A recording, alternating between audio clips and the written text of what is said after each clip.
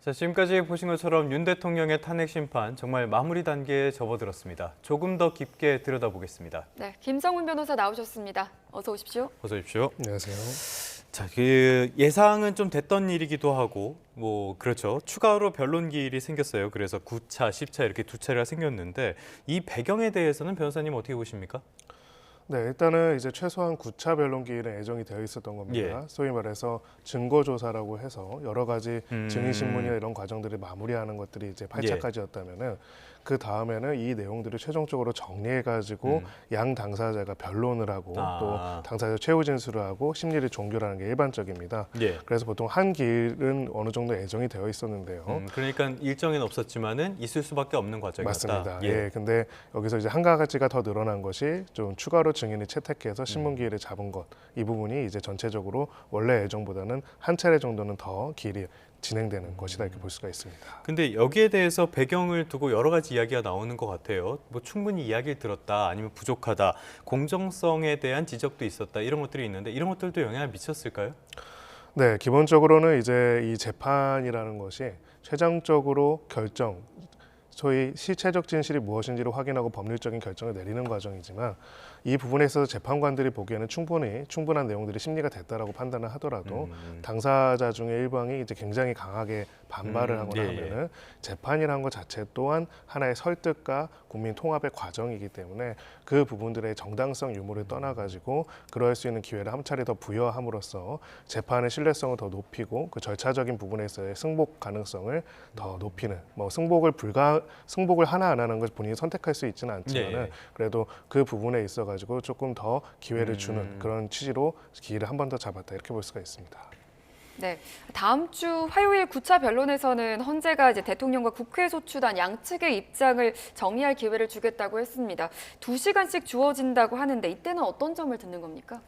네, 결론적으로는 이제 이 과정에서 지금까지 심리 과정에서 나온 여러 증거들을 바탕으로 해서 탄핵 소추단 같은 경우는 소추 사유가 충분히 입증이 되었기 때문에 파면 결정이 내려져야 한다는 점을 설명할 것이고요. 또 피청구인 측에서는 이 부분에 대해서 탄핵 소추 사유가 부당하다는 점에 대해서 이야기를 할 겁니다. 아마 핵심적인 쟁점이 될 것은 결국은 국회 계엄 해제 의결권을 차단하기 위해서 혹은 입법부 자체를 무력화하기 위한 군사력 동원이 있었는가. 왜 이게 쟁점이냐면요. 비상계엄으로서 입법부를 무력화할 수 있는 권한은 없습니다.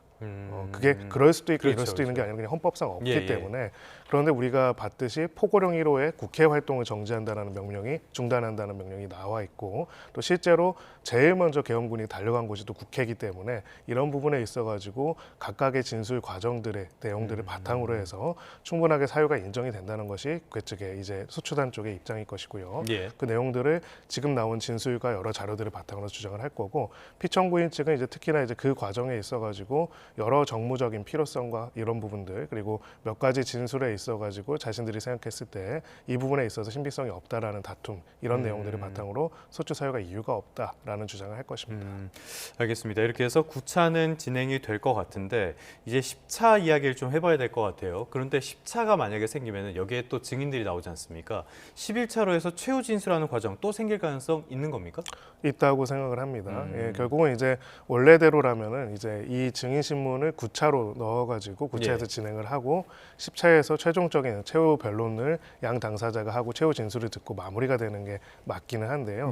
지금 제가 봤을 때는 원래 이제 9차 변론기일은 이제 거기에 따라 가지고 진행을 하려고 했던 건데 증인들의 소환 등의 문제들을 봤을 때 금요일 날 결정해서 월요일 날 소환하는 건 좀 어려운 거를 고려해 가지고 이제 다음 차주 이제 목요일로 이제 관련된 기일을 잡은 것으로 보입니다. 근데 이제 그럼에도 불구하고 9차 비일에서 최종 변론들을 다 하라고 했던 부분들을 봤을 때는 결국은 이제 다시 기일을 안 잡고 이제 기존 10차 기일에서 최후 진술을 할 수 있는 기회를 줄 가능성도 배제할 수 없다고 생각하고요. 다만 이제 기일 진행이 좀 길어질 경우에는 그럴 경우에는 한 차례 기일을 더 잡을 가능성도 배제할 수는 없다 이렇게 생각합니다. 네, 헌재가 오는 20일 오후 2시에 10차 변론 기일을 열기로 했고 추가 증인으로 한덕수 총리와 홍장원 전 국정원 1차장, 조지호 경찰청장을 채택을 했습니다. 앞서 한 총리에 대한 대통령 측의 증인 신청을 기각한 바가 있는데 지난 변론 기일 등을 통해 다룰 점이 생겼다고 보는 걸까요? 네, 그렇습니다. 결국은 이제 계엄 선포 과정에서의 국무회의 예. 어떻게 이루어졌는지는 김용현 전 장관, 이상민 전 장관 그리고 이제 국정원장까지 이제 계속적으로 증인 신문들이 이루어졌고 서로 약간은 다른 진술들을 그렇죠. 했습니다. 그렇기 때문에 결국은 비상계엄의 해제 그 발표라고 하는 그 과정과 그다음에 해제 과정에 있어가지고 어떤 논의가 있었는지 국무회의를 거치도록 하는 것은 단순하게 그냥 한번 절차 거치면 되는 것이 아니라 사실상의 일종의 이것 또한 민주적 통제 중의 하나입니다. 여러 이제 권한을 가지고 있는 사람들이 전시 사변 사태라고 하는 예. 굉장히 중요한 객관적인 요건이 있는지에 대해서 어떤 입장이고 어떤 이해가 있었는지는 굉장히 중요하기 때문에 비상계엄의 절차적 요건과 실체적 요건에 관해서 결국은 이 당시에 대통령 이외의 이 국무회의에서 제일 최고 책임자라고 할 수 있는 한덕수 총리의 증언이 필요하다 이렇게 판단했을 가능성이 있습니다. 알겠습니다. 이번 10차에서는 국무회의에 완결성이 있었나, 법적 요건을 갖췄나 이런 부분들 많이 다뤄지게 될 것 같고요. 추가로 증인이 채택된 홍장원 전 국정원 1차장, 지금 굉장히 뜨거운 인물이 됐죠. 지난 4일 변론에 증인으로 출석하기도 했는데 또 한 번 나오게 됐습니다. 메모 논란 같은 여러 사안이 있을 것 같은데 변호사님은 특히 어느 부분에 주목하고 계십니까? 네, 사실은 저는 오히려 홍장원 차장 그 개인보다는 예. 결국은 명단이 14명 정도의 사람에 대한 체포 지시가 있었는가, 실제로 그 체포를 위한 준비 활동들이 있었는가가 더 중요하다고 생각을 합니다. 이게 이제 홍 전 차장과의 통화에서만 나타난 내용이면 모르겠지만은 예. 실제로 이제 방첩사 간부, 실제로 체포조로 활동한 사람들, 그리고 경찰 각 담당자들의 진술에서 사실은 특정 정치인들에 대해서 체포를 위한 구체적인 준비와 논의가 이루어졌다는 것들은 객관적인 증거로 굉장히 나와 있기 때문에 예. 결국은 그런 지시를 대통령으로부터 직접 받은 내용 자체가 이제 지금 다투어지고 있는 것이지 그런 준비 자체가 없었다고 볼 수는 없고요. 뭐 이런 대통령 지시가 없는데도 주요 정치인, 여당 야당 대표까지도 포함한 주요 정치인들, 심지어 국회의장까지 체포 대상으로 네네. 보는 것이 가능한 것인가라는 합리성을 바탕으로 재판관들은 판단할 것으로 보입니다. 그래서 사실 재판부 입장에서는 이런 주요 증거들과 증언들이 이미 충분히 나온 상황에서 홍 예. 차장을 다시 불러낼 필요성이 크다고 생각하지 않았겠지만 그럼에도 불구하고 피청구인 측에서 이 신빙성에 대한 부분들을 계속적으로 문제 제기를 하기 때문에 예. 거기에 대해 신문 기회를 한 번 더 주는 것이다 이렇게 볼 수 있습니다. 네. 그런데 메모가 추가로 작성이 되고 덧붙여진 부분도 있다고 하더라고요. 이런 점이 메모의 증거 능력에 어느 정도 영향을 미칠까요? 소위 말해서 증거 능력 자체는 인정은 되지만은 신빙성 부분에 있어서는 재판부의 판단에 있어가지고 하나의 자료가 될 수 있을 것으로 예. 보이고요. 지금 이제 조태용 원장 같은 경우에는 이제 4가지 종류의 메모가 있다라고 이야기를 하고 있지만은 지금 사실은 이제 이분과 관련돼서도 메모 자체만이 만약에 체포조 운용이 전혀 없었고 체포에 가담한 인원이 하나도 없었다면은 메모가 굉장히 중요하겠지만은 예. 실제로 체포조끼리 이제 단톡방에서 누구를 어디로 이동하고 어떻게 하고 있다는 것이 있고 실제로 심지어는 이제 각각의 이제 방첩사 담당자들도 구체적인 위치 확인 등을 요청한 사실이 있다는 것도 이제 증인하는 내용들도 있고요. 그리고 조태용 원장의 증언의 내용에 따르더라도 소위 한동훈, 이재명을 잡으러 다닐 것 같습니다라는 내용은 내가 들었다라고 했거든요. 네네. 한동훈, 이재명이라는 명단이 들어가 있는 구체적인 체포조가 운영이 됐고 그 체포에 대한 내용을 사실은 국정원 1차장이 원래 국정원의 2인자입니다. 이 예. 부분에 있어가지고 알고 자신한테 이야기했다는 거는 좀 아무런 뜬금없는 내용들은 아니고 그 내용에 있어가지고 나머지 배경되는 여러 증거들과의 관계 속에서 실체적 진실이 뭔지 파악할 수 있을 것이다 이렇게 생각합니다. 그럼 어떻게 보면은 이렇게 약간의 논란거리들 이런 점들은 증거 능력에 큰 영향을 미칠 가능성은 없다 이렇게 봐도 되는 겁니까? 정확하게는 그 실체적 진실을 판단하는 데 있어서 아주 중요한 요소가 안 된다고 생각합니다. 가령 이제 메모가 하나도 없더라도 예. 가령 메모가 하나도 없더라도 증거 능력이 없다라는 거는 증거를 쓸 수 없다는 거거든요. 없다고 하더라도 지금 그 대상자들의 명단에 들었다는 사람이 한두 명이 아니고 벌써 주요 인물들에 대한 뜻을 예. 다 있고 실제로 그 대상자들에 대한 체포조가 운영이 돼가지고 한 담당자들도 수십 명이 있는 상황이다 보니까 결국은 체포 지시와 체포를 위한 구체적인 움직임이 있었다는 것 자체 이 실체적 진실을 이제 이 메모 내용의 전부로 판단되이 바뀌지는 않을 것이다 이렇게 봅니다. 알겠습니다. 그런데 대통령 측에서는 역시 계속적으로 반발하고 증인의 신빙성에 대해서 의심하는 이야기들도 하고 있어요. 특히 이번에는 정치적인 중립 이 부분에서 홍 전 차장에게 문제가 있다 이런 이야기도 하고 있거든요. 이게 재판부의 판단에 어떤 영향을 미치게 될 가능성 어떻게 보십니까? 저는 그것도 거의 낮다라고 생각을 합니다. 예. 국정원 1차장이 김 부장 밑에 1차장이 아닙니다. 그러니까 국정원의 제2인자입니다. 비상계엄이라는 군사력을 동원한 통치를 준비하는 과정에서 사실 그렇게까지 심각한 문제가 있다라고 판단한 예. 사람이 정보기관 수장의 2인자로서 있는다고 한다면은 사실 그 부분부터 먼저 인사 그렇네요. 조치를 했어야겠죠. 너무 상식적이지 않습니까? 그렇죠, 그렇죠. 예. 예. 그리고 지금 예를 들어서 그 한동훈 이재명을 잡으러 다닐 것 같다라는 그 증언을 들었다는 증언을 국정원장이 했습니다. 예. 당시에 계엄의 밤에 한동훈 대표나 이재명 대표에 대한 체포 지시가 있었다는 걸 아는 사람이 몇 명이나 됐을까요? 근데 어쨌든 알았다는 겁니다. 네네네. 그 내용들을 들었고요. 그 내용은 대통령과 최고 수뇌부가 아니고서는 알 수 없는 내용들을 받았다고 한다면은 지금 소위 말해서 여러 가지 메모나 아니면은 여기 이 태도에 대한 여러 가지 비판과는 별개로 예. 결국은 이제 그 체포 지시가 있었느냐, 체포를 위한 구체적인 작전 활동들이 있었느냐, 이 실체적 진실을 인정하는 데 있어서는 영향을 미치는 건 없다라고 생각합니다. 홍장훈 차장 단 한 명만 체포 이런 지시가 있었다는 얘기를 하고 있다면은 예. 유의미한 이야기가 되겠지만은 지금 나머지 증거들과 진술에 대해서는 사실상 유효한 반박들이 없는 상황이기 때문에 그렇죠. 네, 증인으로 채택된 조지호 경찰청장의 경우에는 국회 그리고 대통령 측 양측 모두 증인으로 신청을 했는데 출석 여부가 확실치 않습니다. 만약에 이제 불출석하게 된다면 조 청장에 대한 신문은 조서 등으로 대체하게 되는 겁니까? 네, 그럴 가능성이 높습니다. 그리고 아마 지금까지도 이제 건강상 이유로 계속 출석을 안 했기 때문에 출석을 앞으로도 안 할 가능성이 좀 높아 보이고요. 마지막으로 출석을 하더라도 이제 진술을 거부할 가능성이 굉장히 높다 이렇게 생각합니다. 알겠습니다. 9차 그리고 10차에 대한 전망 짚어봤고요. 이번에는 지난 목요일이었죠. 8차 변론 기일에 대한 이야기도 해보도록 하겠습니다. 여러 가지 진술이 있었어요. 특히 헌재가 직권으로 증인 채택한 조성현 제1경비단장. 이분이 이진우 전 사령관으로부터 받은 지시, 묻는 재판관 직무에 대해서 아주 명확하게 이야기를 했습니다. 뭐라고 답을 했습니까? 국회의원을 끌어내라는 지시를 받았다. 음... 라는 내용을 이야기했고요. 예.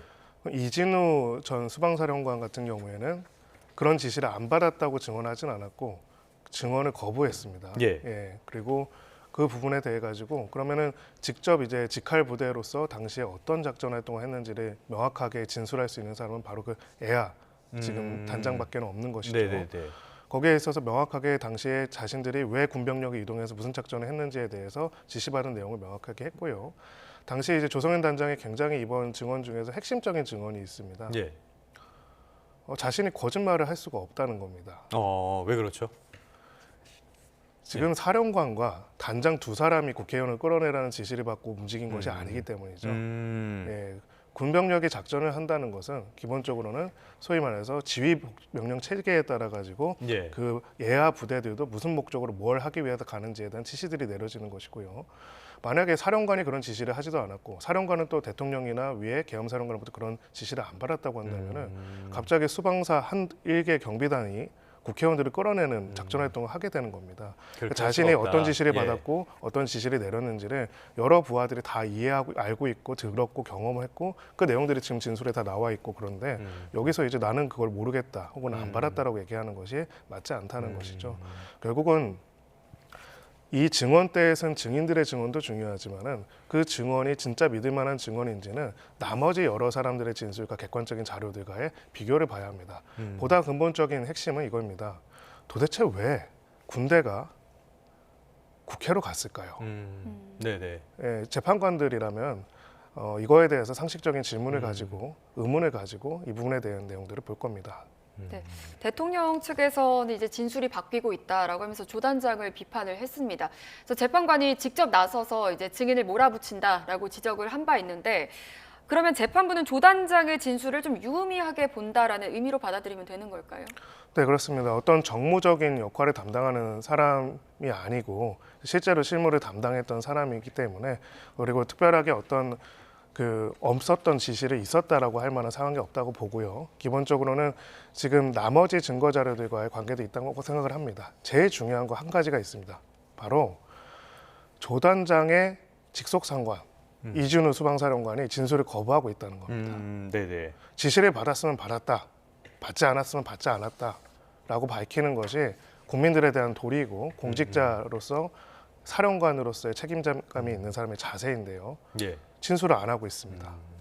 이런 상황에서 이제 그 밑에 이제 단장이 사실상 증언대에 섰다는 것을 위증의 이제 벌을 받을 수 있는 각오를 하고 자신의 진술을 한 부분에 있어서는 증언의 신빙성을 인정할 수 있는 부분들이 있지 않을까 이렇게 판단할 것입니다. 알겠습니다. 이 8차 변론기일에 많은 이야기들이 있었는데 비상계엄 선포 전에 이른바 삼청동 안가회동 이거에 참석했던 김봉식 전 서울경찰청장도 출석했어요. 여러 발언을 보니까 밤 10시를 뜻하는 숫자 그리고 국회라고 적힌 종이를 받았다 이런 진술까지 했습니다. 이 진술이 갖는 의미 변호사님은 뭐로 보십니까? 네, 한마디로 이제 비상계엄 전 단계부터 주 작전 대상이 국회였다는 것입니다. 지금 국회 활동을 중단한다, 금지한다라는 이제 포고령 1호가 명확하게 문건으로 나와 있는 상황이고요. 예. 실제로 이제 국회 활동을 중단할 의사가 있었다는 것은 그 포고령 1호로 1항으로 증명이 되는 부분이 있는데 실제로 이제 그것을 목표로 경찰력과 그리고 군사력을 군부대를 동원하고자 하는 계획들이 사전에 있었다는 점, 즉 선포 즉시 이루어졌다는 점에 대해서 굉장히 중요한 증거라고 볼 수가 있고요. 그런 부분에 있어가지고 결론은 이제 그 비상계엄 해제 의결 권한을 가진 유일한 권한을 가진 기관은 국회입니다. 근데 비상계엄이 선포되자마자 경찰력과 군사력을 국회로 전개하고자 하는 계획이 사전에 있었다는 것이 가장 핵심적인 시체적 진실에 부합하는 혹은 시체적 진실에 유의미한 증언이라고 볼 수 있습니다. 네. 그런데 이제 비상계엄 선포 이후로 윤 대통령이 개인 가정사를 언급했다라는 취지의 증언도 나왔는데 이건 어떤 의미로 해석을 해야 될까요?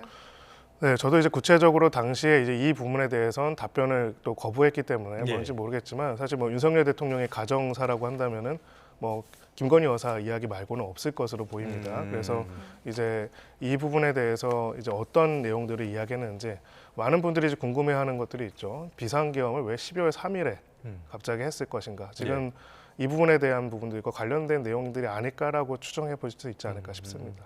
알겠습니다. 이 부분도 나중에 어떤 내용이 나오는지 조금 더 살펴보도록 하겠고요. 자, 지금까지는 8차 탄핵 심판 변론에 대한 이야기를 해봤고요. 다시 한번 10차 변론기일 이후로 가보도록 하겠습니다.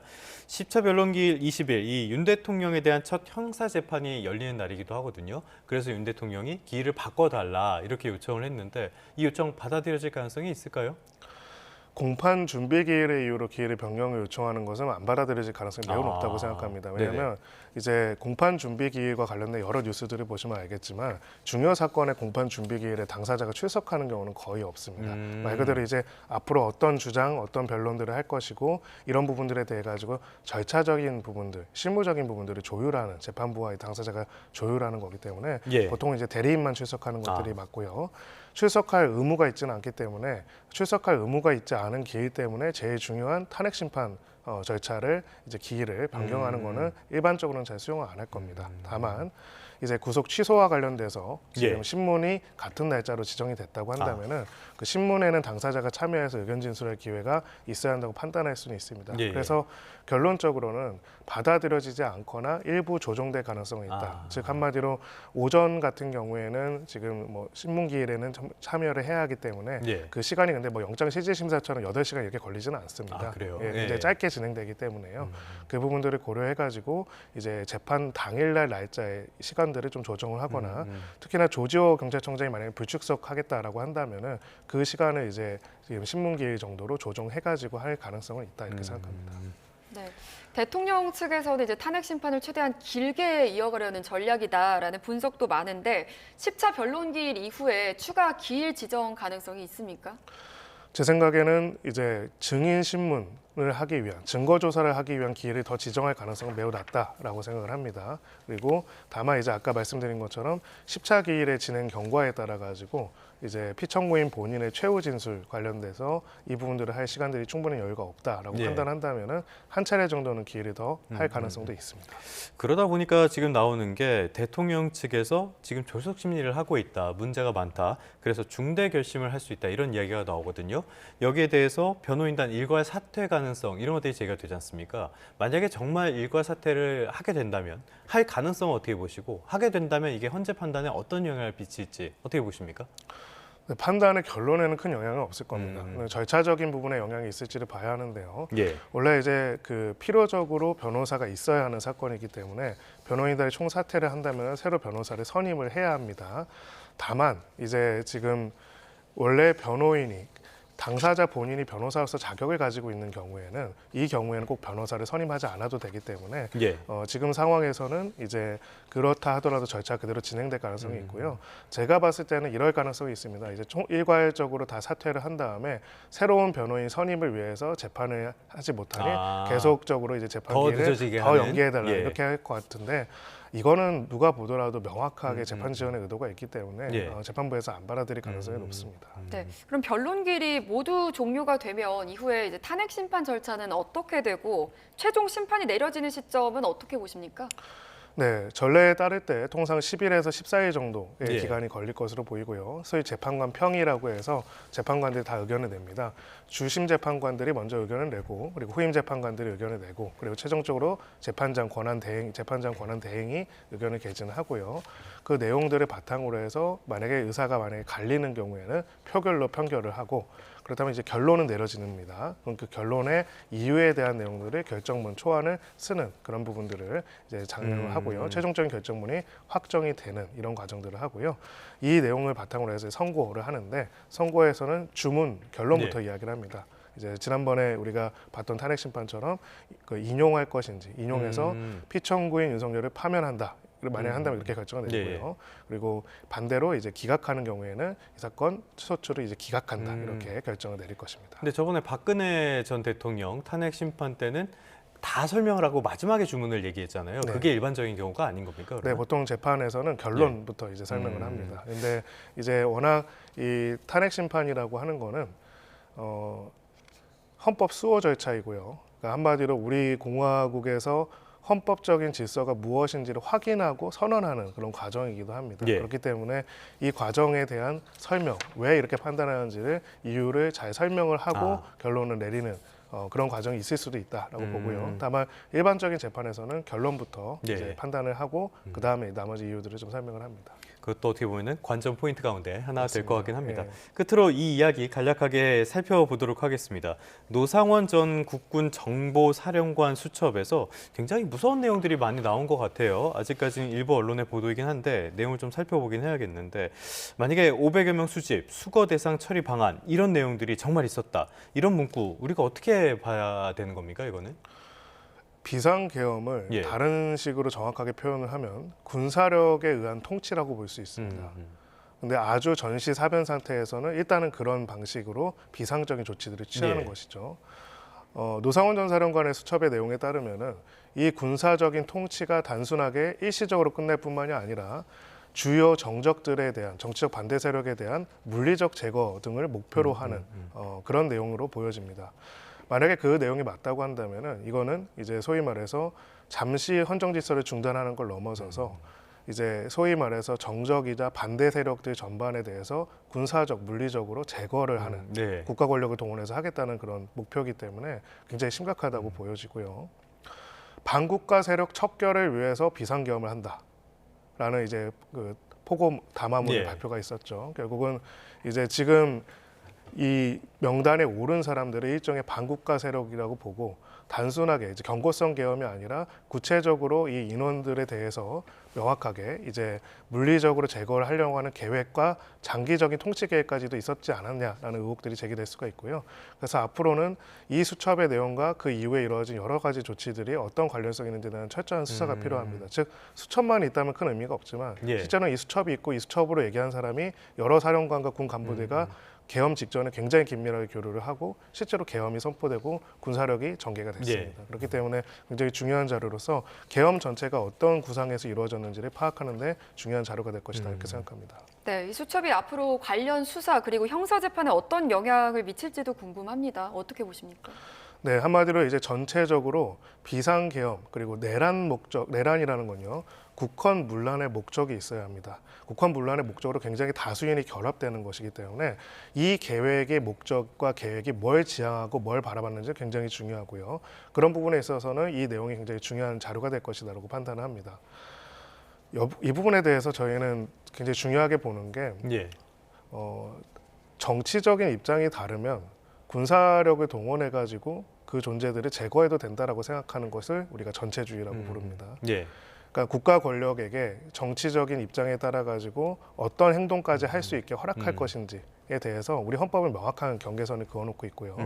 만약 그 틀을 벗어나서 하려고 했던 구체적인 계획이 있다면 앞으로의 양형에 있어서 굉장히 중요한 요소가 될 것이다 이렇게 생각합니다. 알겠습니다. 민주주의에 대해서 다시 한번 생각해보는 그런 시간이 아니었나 싶습니다. 종반전에 접어든 윤석열 대통령 탄핵 심판과 관련해서 다양한 이야기를 김성훈 변호사와 함께 나눠봤습니다. 오늘 말씀 고맙습니다.